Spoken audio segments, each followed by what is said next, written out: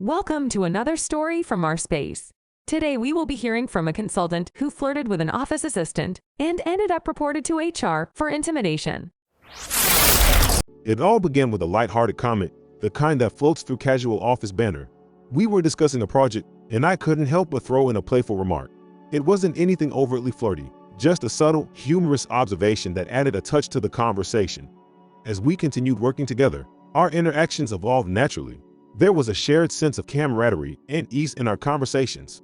We found common interests, and gradually, a friendly rapport developed. At one point, I decided to end things and stop texting. No drama, no ill will, just a clean break, or so I thought. Fast forward 3 weeks, and I'm blindsided by an unexpected call from HR. There was an intimidation case against me. I had to attend a meeting to hash out the details, and honestly, it got me on edge. Because I never treated the assistant badly and never acted aggressively. Yet, I find myself caught in an HR investigation, clueless about what she said to warrant it. Update 1. I just wrapped up a marathon HR meeting that went on for 1.25 hours, and let me tell you, I'm drained. HR grilled me on the finest details of our interactions, and it felt like I was walking a tightrope, desperately feeling around in my mind for solid memories. I even pulled an all-nighter last night, jotting down every possible detail to prep for this. On the upside, I managed to present some screenshots of messages that really worked in my favor. She was downright threatening, talking about sabotaging my promotion and position in the company if I didn't engage with her.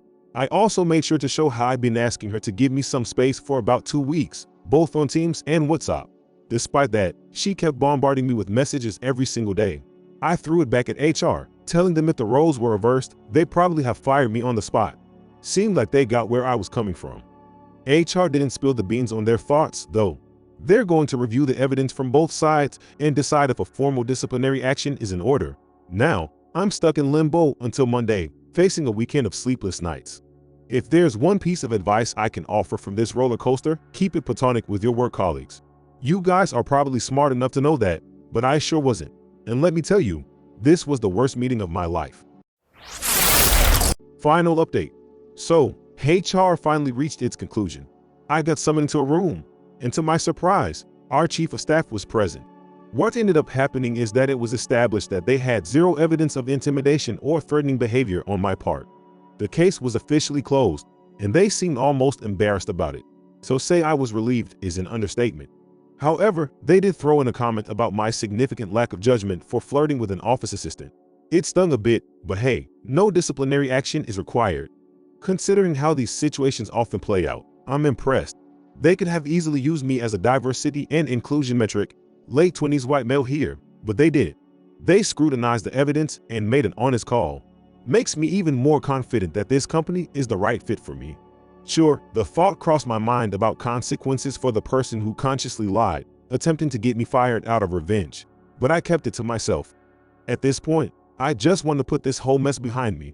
My best revenge is acting like this hiccup didn't even break my stride. So, here I am, in the best mood after weeks of uncertainty.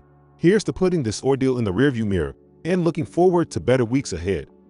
Thank you for watching. If you want more consulting stories like this, please make sure to like and subscribe to this channel.